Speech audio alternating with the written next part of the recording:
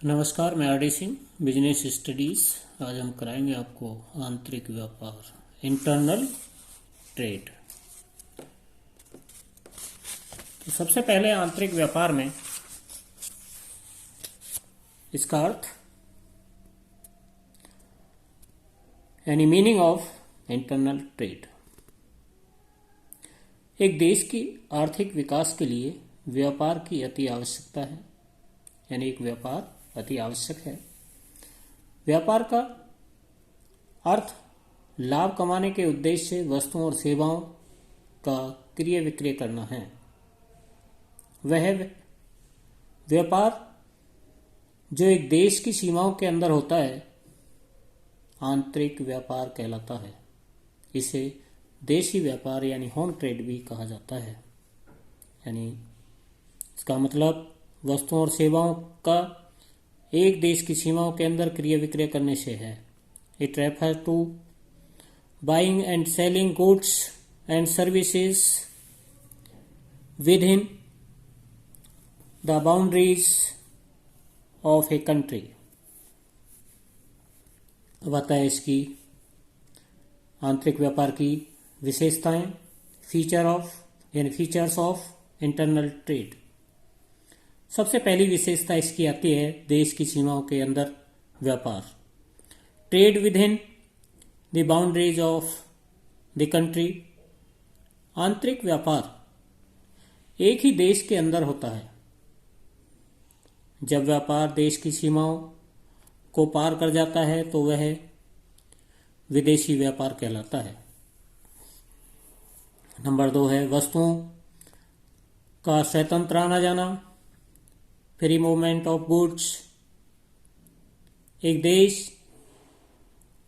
के विभिन्न राज्यों में वस्तुओं के क्रय विक्रय पर कोई प्रतिबंध नहीं होता। तीसरा है देश की मुद्रा में व्यापार, डीलिंग्स इन लोकल करेंसी। आंतरिक व्यापार के अंतर्गत लेन देन अपने देश की मुद्रा में होता है। चौथा है झगड़ों के निपटारों के लिए विशेष अधिनियम, special act to settle the disputes. आंतरिक व्यापार से संबंधित झगड़ों का निपटारा करने के लिए वस्तु विक्रय अधिनियम, सेल ऑफ गुड्स एक्ट के प्रावधान से लागू होता है। यानी ये झगड़ा, इसका निपटारा इससे के प्रावधान से जो इसमें किए हुए हैं उनसे निपटारा होता है इसका। नेक्स्ट आता है आंतरिक व्यापार के प्रकार, टाइप ऑफ इंटरनल ट्रेड। आंतरिक व्यापार के अनेक प्रकार हो सकते हैं। इसके मुख्य प्रकार हैं 3 प्रकार, जैसे आप इस चित्र में देख रहे हैं। संबंधों के आधार पर, स्तरों के आधार पर और मात्रा के आधार पर। संबंधों के आधार पर on the basis of relationship, ये 2 प्रकार का है। प्रत्यक्ष व्यापार यानी डायरेक्ट ट्रेड, अप्रत्यक्ष व्यापार इनडायरेक्ट ट्रेड। स्तरों के आधार पर on the basis of levels, स्थानीय स्तर पर व्यापार यानी लोकल लेवल ट्रेड। राज्य स्तर पर का व्यापार स्टेट लेवल ट्रेड और राष्ट्रीय स्तर का व्यापार यानी नेशनल लेवल ट्रेड। मात्रा के आधार पर 2 प्रकार का है। On the basis of quantity, थोक व्यापार होलसेल ट्रेड, एंड फुटकर व्यापार रिटेल ट्रेड। अब इसको हम विस्तार से पढ़ेंगे, समझेंगे। संबंधों के आधार पर on the basis of relationships. On the basis of relationship, internal trade is of two type. हमने जैसा बताया, प्रत्यक्ष यानी डायरेक्ट ट्रेड, आंतरिक व्यापार के कुछ मध्य स्तरीय यानी मध्यस्थ उपस्थित होते हैं, जैसे माल उत्पादक से थोक व्यापारी को बेचा जाता है, थोक व्यापारी से फुटकर व्यापारी को, और अंत में फुटकर व्यापारी से माल उपभोक्ता को बेचा जाता है। इससे संबंध को इस प्रकार दिखाया गया है, देखिए आप इसमें। पहला है उत्पादक, थोक व्यापारी, और ये फुटकर व्यापारी और उपभोक्ता। इसके बाद जब उत्पादक या निर्माता माल मध्यस्थों को न बेचकर सीधे ही उपभोक्ताओं को बेचते हैं, तो इसे प्रत्यक्ष व्यापार कहते हैं। आप इसमें देख रहे हैं इस चित्र में, उत्पादक थोक व्यापारी भी छोड़ दिया, फुटकर व्यापारी भी छोड़ दिया, और इसको सीधे उपभोक्ता तक पहुंचा दिया गया। अब इसके लाभ, प्रत्यक्ष व्यापार के लाभ। पहला है माल की बनावटी कमी नहीं हो सकती इसमें, no artificial scarcity of goods. जब माल मध्यस्थों के माध्यम से बेचा जाता है तो कई बार वे माल का स्टॉक करके बनावटी कमी उत्पन्न कर देते हैं, और इस प्रकार वे अनुचित लाभ अर्जित करते हैं। प्रत्यक्ष व्यापार में माल की बनावटी कमी की संभावना शून्य हो जाती है, यानी बिल्कुल जीरो हो जाती है। दूसरा है उपभोक्ताओं को असली माल की प्राप्ति, received of original goods by the consumers. उपभोक्ताओं को उत्पादकों से असली माल प्राप्त होता है, मध्यस्थों के कारण होने वाली मिलावट की संभावना समाप्त हो जाती है। इसके बाद आता है उत्पादकों को दोहरा लाभ, डबल प्रॉफिट टू प्रोडक्शन। अप्रत्यक्ष व्यापार के अंतर्गत उत्पादक उत्पादन व विक्रय दोनों चरणों का लाभ अर्जित करता है या प्राप्त करता है। चौथा है उपभोक्ताओं को कम मूल्य पर माल उपलब्ध होना, availability of goods at lower price to customers. उत्पादक विक्रय चरण यानी सेल स्टेज का लाभ माल के मूल में जोड़ते तो हैं, लेकिन इतना नहीं जितना कि मध्यस्थों द्वारा जोड़ा जाता है। अतः उपभोक्ताओं को कम मूल्य पर माल उपलब्ध हो जाता है, यानी जो उनका एजेंट का, थोक व्यापारी का, फुटकर व्यापारी का जो लाभ है उसका सीधा उपभोक्ताओं को मिलता है फायदा उसका। नेक्स्ट आता है उत्पादकों को नगद विक्रय का लाभ, benefit of cash sales to productions. प्रत्यक्ष व्यापार के अंतर्गत विक्रय नगद होता है, उत्पादक उधार में रुपया फंसाने से बच जाते हैं, यानी वो जैसे थोक व्यापारी को उत्पादक उसमें बेचता है, तो ऐसा नहीं, ये उपभोक्ताओं को नगद बेचते हैं तो इन्हें नगद विक्रय का लाभ होता है। दूसरा आता है अप्रत्यक्ष यानी इनडायरेक्ट ट्रेड। अप्रत्यक्ष व्यापार उत्पादक उपभोक्ताओं तक माल पहुंचाने के लिए मध्यस्थों की सेवाएं प्राप्त करता है। मध्यस्थ व्यापार की 3 श्रेणियां हैं। इसमें पहला है थोक व्यापारी के माध्यम से, थ्रू होलसेलर। इस विधि के अंतर्गत उत्पादक माल थोक व्यापारी को बेचता है और थोक व्यापारी फुटकर व्यापारी को और फुटकर व्यापारी उपभोक्ता को बेचता है। इसमें दूसरा है फुटकर व्यापारी के माध्यम से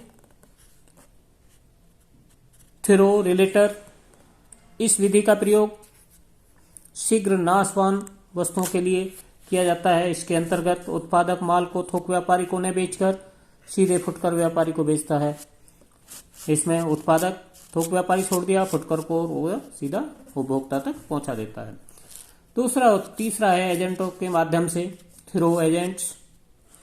इस विधि में उत्पादक माल को न तो थोक व्यापारी को बेचता है और न ही फुटकर व्यापारी को, बल्कि एजेंटों के माध्यम से माल बेचा जाता है। इन एजेंटों को दलाल यानी ब्रोकर्स, आड़ती, कमीशन एजेंट आदि के नामों से जाना जाता है। अब आता है दूसरा, स्तरों के आधार पर, on the basis of levels. स्तरों के आधार पर आंतरिक व्यापार 3 भागों में बांटा गया है। स्थानीय स्तर का व्यापार, लोकल लेवल ट्रेड। स्थानीय व्यापार किसी गांव या जिले तक सीमित रहता है। यह व्यापार मुख्यतः दैनिक उपभोग नाशवान प्रकृति की वस्तुओं में होता है, जैसे ताजे फल, दूध, मिठाई आदि। दूसरा होता है राज्य स्तरीय स्तर का व्यापार, स्टेट लेवल ट्रेड। जो व्यापार किसी राज्य के विभिन्न जिलों के मध्य होता है, उसे राज्य स्तर का व्यापार कहते हैं, जैसे अनाज है, दालें हैं, बर्तन हैं। तीसरा आता है राष्ट्रीय स्तर का व्यापार, नेशनल लेवल ट्रेड। एक देश के विभिन्न राज्यों में रहने वाले व्यापार को राष्ट्रीय स्तर पर क्या व्यापार कहते हैं, यानी देश के विभिन्न राज्यों में होने वाले व्यापार को राष्ट्रीय स्तर का व्यापार कहते हैं। इसमें मुख्य चीनी है, कपड़ा है, मशीनें आदि है। अब आता है तीसरा, मात्रा के आधार पर व्यापार, on the basis of levels, यानी मात्रा के आधार पर, क्वांटिटी। इसमें आता है पहला है थोक व्यापार, होलसेल ट्रेड। थोक व्यापारी बड़ी मात्रा में माल उत्पादकों तथा निर्माताओं से खरीदकर फुटकर व्यापारियों को थोड़ी थोड़ी मात्रा में बेचता है। थोक व्यापारी को प्राय एक ही वस्तुएं बेचता है थोक व्यापारी पर। दूसरा आता है फुटकर व्यापार, रिटेल ट्रेड। फुटकर व्यापार विभिन्न थोक व्यापारियों से थोड़ी थोड़ी मात्रा में अनेक वस्तुएं क्रय करता है और इसके बाद यह उपभोक्ताओं को उनकी आवश्यकता अनुसार वस्तुओं का विक्रय करता है। फुटकर व्यापारी अनेक प्रकार की वस्तुएं बेचता है। अब आता है आंतरिक व्यापार में प्रयोग होने वाले मुख्य प्रपत्र, यानी main documents use in internal trade. सबसे पहले इसमें है बीजक, इनवॉइस। उधार क्रय यानी क्रेडिट परचेज के लिए विक्रेता से प्राप्त खरीदे गए माल के विवरण को बीजक कहते हैं। बीजक में उपभोक्ता का नाम, पता, खरीदे गए माल की मात्रा, जैसे मात्रा, क्वालिटी, दर, कुल मूल्य, विक्रय कर, व्यापारिक कटौती आदि लिखा होता है। इसे बिल या मीमो के नाम से भी जाना जाता है। ये क्योंकि बीजक क्रय व्यापार यानी परचेज्ड ट्रांजैक्शन, क्रय व्यवहार यानी परचेज ट्रांजैक्शंस का प्रमाण होता है, इसलिए क्रय बही परचेज बुक में इसी के आधार पर लिखा जाता है। अब आता है प्रोफोर्मा बीजक, प्रीफोर्मा इनवॉइस। प्रेषक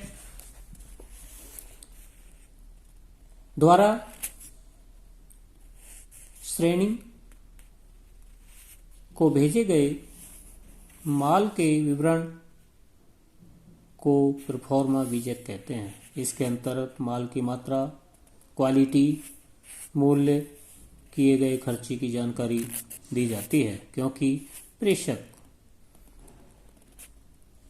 बिक्री नहीं है और न ही प्रेषणी क्रेता, इसलिए माल के साथ भेजा गया यह प्रपत्र केवल सूचना के लिए होता है।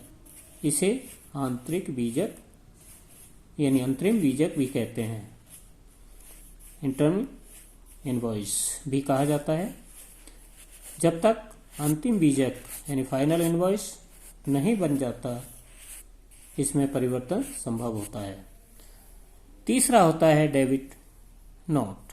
डेबिट नोट इसका मतलब एक ऐसे पत्र अथवा नोट से है जो प्राय क्रेता द्वारा विक्रेताओं को यह सूचित किया करता है कि उसका खाता पत्र में लिखी गई राशि से माल वापस करने के कारण डेबिट कर दिया गया है। इसमें माल की मात्रा, दर, मूल्य, माल वापसी के कारण की जानकारी दी गई जाती है। डेबिट नोट की 2 प्रतियां तैयार की जाती हैं। इसमें से एक प्रति विक्रेता को भेज दी जाती है और दूसरी क्रेता भावी संदर्भ के लिए अपने कार्यालय में रख लेता है। आप इसमें देख रहे हैं ये डेबिट नोट का प्रोफॉर्मा है। नेक्स्ट आता है इसमें क्रेडिट नोट।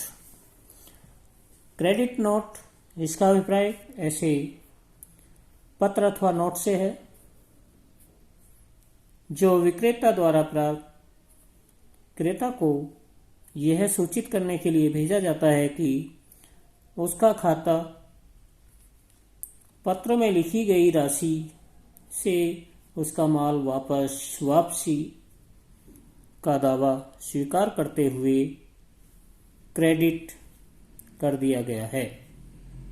क्रेडिट नोट में दी गई 2 प्रतियां होती हैं। इसकी भी एक प्रति क्रेता को भेज दी जाती है, दूसरी प्रति अपने कार्यालय में अपने प्रयोग के लिए। इसका प्रयोग क्रेता विक्रेता द्वारा बीजक में हुई किसी अन्य अशुद्धि को ठीक करने के लिए किया जाता है। इसमें अब ये देखते हैं आप, इसमें इसका प्रारूप है। 5वां आता है वाहन रसीद, लॉरी रिसीप्ट। इसका अभिप्राय एक रसीद से है जो माल को एक स्थान से दूसरे स्थान पर भेजने के लिए यातायात कंपनी यानी ट्रांसपोर्ट कंपनी द्वारा माल की स्वीकृति हेतु जारी की जाती है। नेक्स्ट है 6, रेलवे रसीद। रेलवे रिसीप्ट इसका अभिप्राय एक रसीद से है जो माल को एक स्टेशन से दूसरे स्टेशन पर भेजने के लिए रेलवे द्वारा माल की स्वीकृति हेतु जारी की जाती है। ये सब इसके अंतर्गत आते हैं। अब आता है व्यापारिक मदें, टर्म ऑफ ट्रेड। इसमें व्यापार में प्रयोग होने वाली मुख्य मदें निम्नलिखित हैं यानी टर्म्स। सुपुर्दगी पर नकदी, कैश ऑन डिलीवरी। इसका अभिप्राय या मतलब व्यवहार यानी ट्रांजैक्शन के उस प्रकार से है जिसके अंतर्गत माल का भुगतान सुपुर्दगी के समय किया जाता है। सुपुर्दगी मतलब डिलीवरी के समय किया जाता है। यदि क्रेता सुपुर्दगी के समय भुगतान करने के लिए में असमर्थ रहता है तो माल वापस विक्रेता को भेज दिया जाता है। भुगतान नकदी, ड्राफ्ट, मनी ऑर्डर आदि के रूप में किया जाता है। नेक्स्ट आता है जहाज पर मूल्य। Free on board, free on rail. इसका मतलब क्रेता और विक्रेता के मध्य होने वाले उस अनुबंध से है जिसमें माल की यानी जो एक जहाज, रेल, लॉरी आदि हो सकता है, तक सुपुर्दगी देने के सभी व्यय विक्रेता द्वारा वहन किए जाते हैं। वाहन पर सुपुर्दगी देने पर माल का स्वामित्व विक्रेता से क्रेता को हस्तांतरित हो जाता है। तब माल का वाहक क्रेता के एक एजेंट का काम करता है। थर्ड है इसमें लागत, बीमा व भाड़ा, कॉस्ट, इंश्योरेंस एंड राइट। इसका मतलब व्यापारिक व्यवहारों में प्रयोग होने वाली उस मद से है जिसके अंतर्गत वस्तुओं के मूल्य में केवल लागत ही नहीं बल्कि बीमा, भाड़ा व भी सम्मिलित होते हैं। नेक्स्ट आता है ई व ओ ई एंड ओ ई, यानी एरर्स एंड ओमिशंस एक्सपेक्टेड। इसका मतलब है उस मद से है, इसका मतलब जिसका प्रयोग व्यापारिक प्रपत्रों में यह कहने के लिए किया जाता है कि जो गलतियां हुई हैं और जो चीजें छूट गई हैं उन्हें भी ध्यान में रखा जाएगा। यह मद मूल्य सूची, बीजक, कैश मीमो, कोटेशन आदि में दी गई अशुद्ध व अपूर्ण सूचनाओं के लिए उत्पन्न वैधानिक दायित्व को कम करने के लिए किया गया प्रयास है। ठीक है, नेक्स्ट अगली वीडियो में थोक व्यापार आगे कराएंगे। धन्यवाद।